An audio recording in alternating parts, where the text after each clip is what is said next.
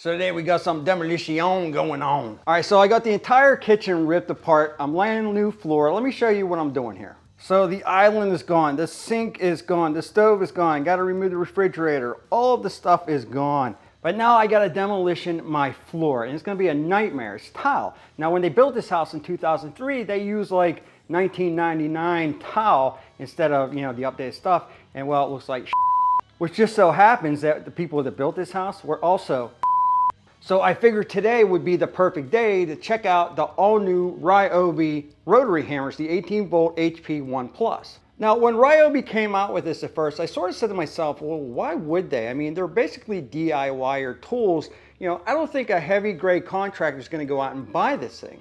But then I started thinking, well, say you are somebody that's replacing the flooring or doing other work that you need a rotary hammer. Instead of going out and spending $300-400 on a Milwaukee DeWalt or whatever, this might actually really work out for you because of the price. Now, I'll leave a link in the description below for you to check this thing out, but today we're going to use and abuse and we're going to see what this thing can or maybe cannot do. Now, just to show you, I do got my Milwaukee IA chisel right here, and we're going to just try to bust up some of this tile. I want to see if this thing is going to overheat, maybe how long the batteries will last, and then we'll go over all the specs and all that stuff. I'll let you know what I like about it, what I don't like about it. You know what? Let's get it started. Hold on. I need to move my tools first. All right, so pretty much just like on every other rotary hammer, you got your drill, your hammer drill, and then your hammer chisel. We're going to use this one here, so I'm just going to take this dial and flip it over. You push this little button right here, and then it'll actually lock in. It's real nice. All right, so let me say this first. By far, this is the hardest tile I have ever tried to take up in my life. They put the thin set down on the floor, then they put the cement board, then they put more thin set, then they put the tile, but in all of that, they put nails as well instead of screws. This stuff was a nightmare to get off, and I really thought, okay, this is not going to work. This chisel is just done, but I figured, okay, let me break it up with a sledgehammer a little bit and then try to chisel.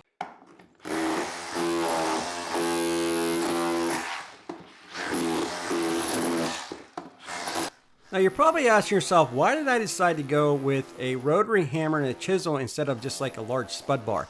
I tried the spud bar. I'm telling you, this stuff was impossible to get up underneath. I mean, everybody tried. I tried. A friend tried. My neighbor tried. We just could not do it. And this was the only tool that I was able to use to bust this stuff up.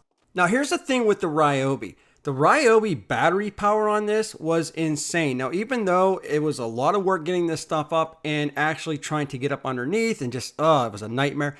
That battery life held on way better than the Rigid ever did. I'm telling you, I only used one bar trying to take up not only this piece, but the entire area around the kitchen, which was really, really impressive. And that was using a 9AH battery. So my mind was sort of blown when I did that and seeing that it did not use the entire battery to do that work. Now, here's the only one thing that I will tell you about this rotary hammer compared to the other ones. You have to push a little bit harder on it. It seems like, you know, that actual chisel has to go in a little bit deeper for it to start that hammering motion, where other chisels that I've used on other rotary hammers, as soon as you push down on them, they start to go. This one here got a little bit more play to it, so you definitely got to push down a little bit harder to get this thing going. Now, the other thing that I had done noticed was the heat. Now, there really wasn't any buildup of heat on the tool other than, you know, where the motor is a little bit. But I was going 5-10 minutes nonstop before I even noticed any of the overheating. But it never shut down the tool, never gave me any issue, never seen any grease leaking out of this thing.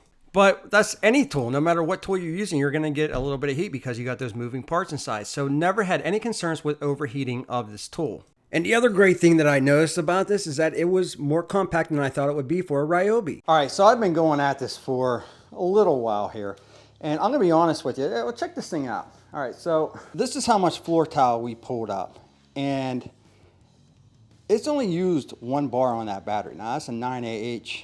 Now I try not to judge a book by its cover, but I'm telling you, when I went to use this, I was like, I really don't even want to try this rotary hammer. I didn't think it was going to be all that great. And what I figured I was going to do was go back to my rigid octane and use that and say, well, I just don't like this. That said, this thing's a little freaking monster.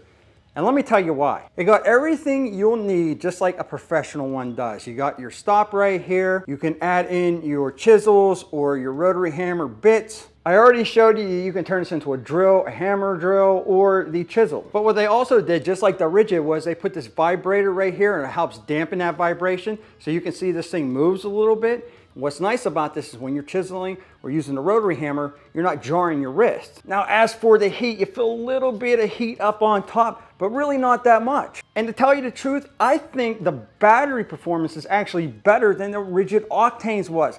I haven't had to switch out the battery after I was doing that. And if I was using a rigid octane, I'm telling you, I probably would have had to charge it or swap out the battery already, because it drains it really quick. You got the handle adjustment up here. All you do is turn this and then rotate it however you want to do it. It feels comfortable in the hand. I'm telling you what, I'm impressed by this Ryobi hammer drill. I'm telling you, if you haven't tried it, don't knock it until you try it, because if you were just getting into the trades, or if you're somebody that doesn't have a lot of money, or maybe just doing a job, a one-off job, and you don't want to drop $300-400 on a Milwaukee, DeWalt, or whatever, check this thing out. The rotary hammer, I am impressed with it.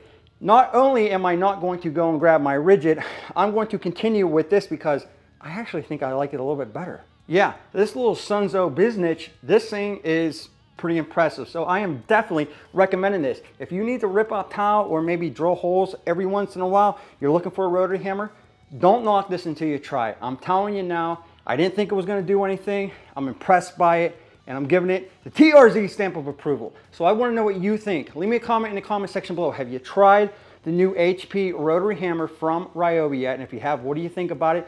What do you like about it? What don't you like about it? Leave me a comment. I love hearing your feedback. If you like this video, don't forget to smash that like button, as it's greatly appreciated. Man, am I out of breath. I always appreciate you stopping by. And with that, we'll be back with more videos soon.